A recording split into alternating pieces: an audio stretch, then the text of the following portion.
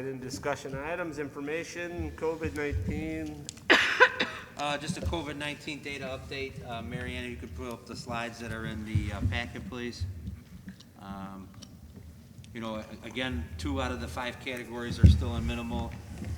The other 3 categories are still in substantial. So we are not in full substantial, so we are open. This is our second week at 50% enrollment on campus.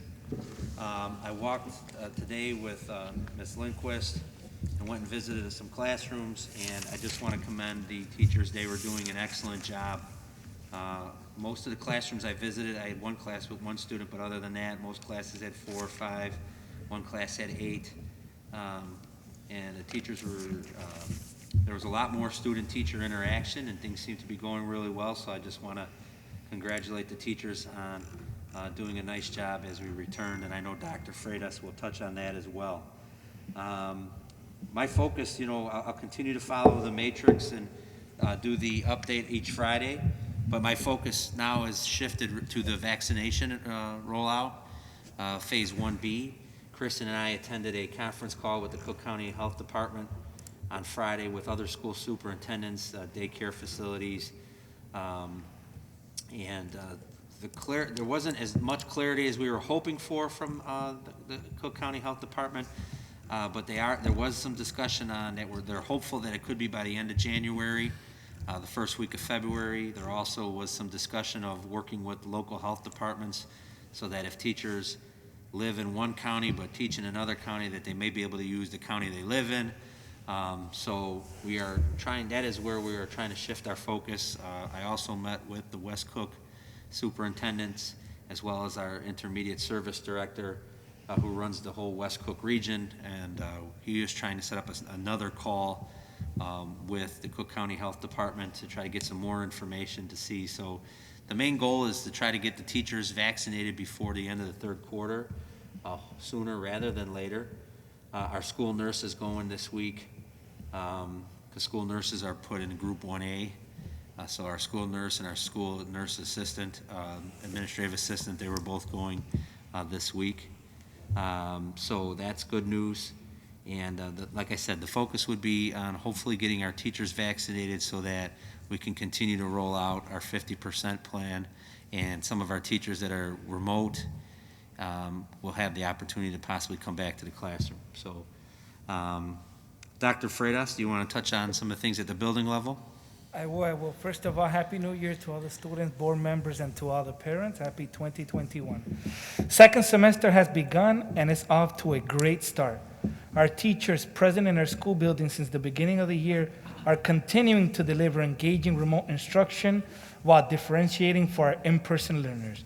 They're continuing to make students feel welcomed, facilitating opportunities for in-person learners to learn without necessarily being on Zoom or using a Chromebook, having in-person learners be their own breakout room in class. They're projecting the class onto the smartboard so in-person learners can see their friends or emojis of the classmates at home. Really, students really enjoy seeing one another. They are having the students speak, and their voices are being captured in the classroom mic. So it's powerful to see in-person learners engage with the online learners in the classroom. That's special. Our teachers are also allowing for paper options for students when doing the work. In addition, our teachers have begun engaging in our weekly PD series, co-created by Bridget Wilma, English teacher and technology coach, and Ms. Kylie Lindquist, assistant principal of curriculum and instruction. Ms. Lindquist will be facilitating 5 for 5 Tuesdays. 5 for 5 Tuesdays is an opportunity for 5 teachers for 5 minutes each on designated Tuesdays to share educational successes and best practices that engage both type of learners. What is more, on alternating Tuesdays, Bridget Wilma will be facilitating Tech Talks. Tech Talks are workshops wherein Bridget will show teachers how to leverage tech tools to maximize learning. Bravo to our teachers, to our staff, to Kylie, and to Bridget. We have seen an improvement in teaching right away, starting second semester. Furthermore, we're averaging 219 in-person learners a day. That's an increase of about 50 students per day from second quarter. Some of our families have chosen to the fully remote option for second semester. We respect their decision.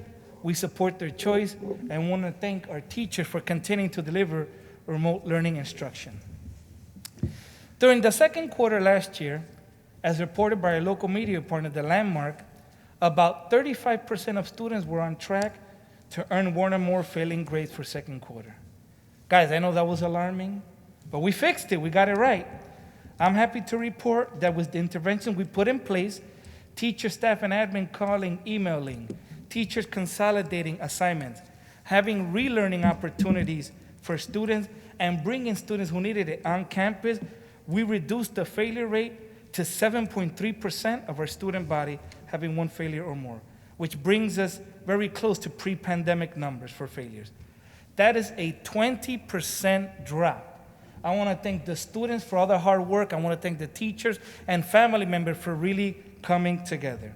That is a big achievement, and I'm very proud of everybody. Now, here's what we're doing differently to positively support students, the student body, throughout the second semester. We will have more frequent review of failure rates broken down by grade level and cultural background with concrete action steps. We will have targeted PLC days for communication between teachers and family. We will have personal invitations for students who have difficulties in remote learning to make sure that they do their best to attend the schools daily. Guys, we're not going to have the same failure rate as before. We're going to be on it. We're going to be intervening, but more importantly, working together to support our student body. On January 12th, today, our extracurricular activities have resumed for in-person meetings as well as the remote meetings. And I want to recognize a special group, the Mindfulness Club at RB, sponsored by Mr. Franco. Okay, will begin tomorrow, Wednesday, January 13th from 12:40 to 1:10 p.m.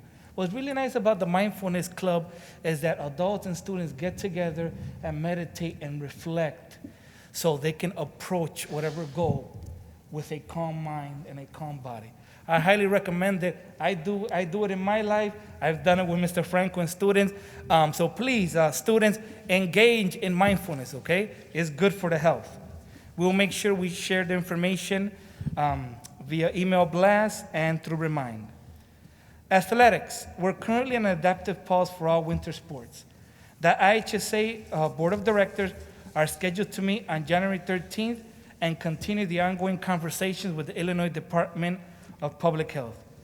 For all of our athletes, I know it's hard having your passion paused, okay? But we got a couple things, happening. Because this Friday, we have RB's first ever Winter Wonderland walk-around at our stadium. You're gonna see snowmen decorated, representative of our clubs and activities. There's gonna be hot chocolate. You're gonna be able to walk around and really see all the products created by our school. I think this is a fantastic activity. Guys, please make sure you register online. Okay, we have 3 groups, and seniors, you will have your own time. You'll be Group C from 6 to 6:45. But guys, please sign up. Come enjoy Winter Wonderland with us. I want to thank all of the parents, families, and students for attending RB's first virtual incoming Bulldog Night last week. Hundreds of families and students viewed our pre-recorded welcome presentation that covered classes offered, the upcoming registration date, athletic and extracurricular opportunities, and a chance to meet the administrators. What's more, the highlight of the evening was an opportunity for parents and students to live stream with the actual club sponsors and athletic coaches. So that was really nice. I kind of popped into several virtual breakout rooms, introduced myself, and really heard, how the coaches engage the students and given opportunities to really, follow their love and their passion. That concludes my principal's report. And for those who are interested in surveys, I will be waiting at the end of this week, and every 2 weeks I will make sure that I survey the community to get a pulse to see how things are going. I know that's something on the first semester. I will be continuing engaging the community to see how second semester is going, okay? That will be coming up soon. And that concludes Thanks, Hector. my report. Thank you. And Kristen, also under COVID transition, there was a question about financials. I know you're going to can you touch on that briefly? Sure. At the COW, under my assistant superintendent report, I'll provide an updated COVID spending report like I did after the first quarter. But in regards to technology, just to get prepared for second semester, we spent $10,418.36. Just like I said, those are primarily on webcams, classroom microphones, things of that nature. Okay, great. And at the COW meeting, you'll have a more detailed report like you did at the end of the first quarter. Correct. Okay, so that covers under the COVID transition, the data, update on the instruction, activities and athletics, and then the financials. So at this time, are there any questions from the board in regards to the COVID transition information? So I do. I think, first of all, congratulations. I think it's been a really positive start to the second semester, so thank you, everyone who's been involved with that. Lots of good information shared tonight from Dr. Freitas and Dr. Skinkis, and I always forget to call you doctor. I apologize. That's very rude of me. Is this going to be available on the website in a nice synopsis? I think it'd be very helpful. Dr. Freitas and I talked about possibly putting something out weekly to parents with some of these building updates. Is that what you were asking? Yes. Okay. I think there's a lot of really good content Yes. that unless you're watching the Facebook recording, you may not always get to see. So having something just top of head on the webpage would be helpful. Yes, we can take care of that. And that's it. So I didn't have any questions. I just think it's been a real positive start and look forward to hearing those numbers continue to creep up as the semester goes on. All right, 233 today, second day, first day, second week. Any other questions on this side for COVID information? I would just love to hear from Michael and Lily. Sure. If they went in person last week, how you guys thought it went, just like the insider's view. Okay, yeah. I've gone in person every day so far that I could have, and I really enjoyed it, actually.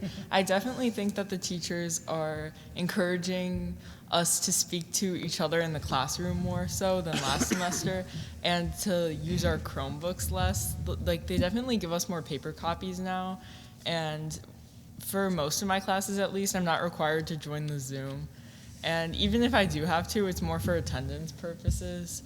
But I really enjoy it. I feel a lot more productive, and I know that most people who do go in person feel more productive at school rather than at home, just because it's less distractions, having the teacher right in front of you rather than on your laptop. But I thought it was a really positive experience, and there's definitely more people showing up to my classes now than there were last quarter or semester. Yeah, I agree with everything Lily said. I went in Thursday and then today. I don't know. I think that everything she said was, I feel the same about everything. I haven't had to use my Chromebook in any class.